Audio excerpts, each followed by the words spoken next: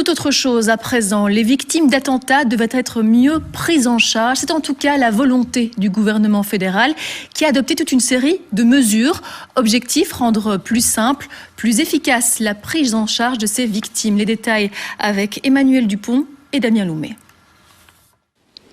Les familles de victimes attendaient ce moment depuis l'automne dernier. Hier, le gouvernement a donc annoncé de nouveaux remboursements et l'augmentation de certains plafonds d'indemnisation. Les bénéficiaires pourraient par exemple percevoir une indemnisation spécifique pour des frais d'avocat pour un montant maximal de 12 000 €. La commission d'aide financière aux victimes de violences pourrait également délivrer une avance de 125 000 € maximum au lieu de 30 000 €.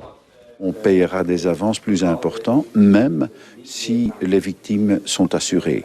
Ça veut dire qu'on payera des avances jusqu'au montant, jusqu'à concurrence de 125 000 € et que par après avoir reçu ces avances, c'est l'État qui prendra recours, les cas échéants, sur l'assureur. Tandis que maintenant, l'État pouvait seulement payer ces montants s'il n'y avait pas d'assurance.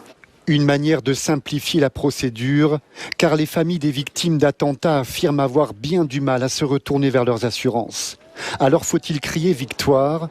Pour cet avocat, les chiffres annoncés par les autorités fédérales doivent être correctement interprétés. On est monté à un plafond de 125 000 €, mais j'insiste, ce n'est pas une aide urgente qui est octroyée immédiatement, c'est une aide qui sera octroyée en fin de procédure lorsque les auteurs seront condamnés. Ça veut dire que les victimes ne doivent pas s'attendre à recevoir tout d'un coup 125 000 €? Non, franchement, non. Pour obtenir le statut de victime, les familles doivent se constituer partie civile auprès d'un juge d'instruction. Le gouvernement a décidé que les victimes étrangères pourront dorénavant bénéficier des avantages du statut de solidarité nationale. On estime que 200 à 300 personnes sont considérées comme victimes d'attentats dans notre pays.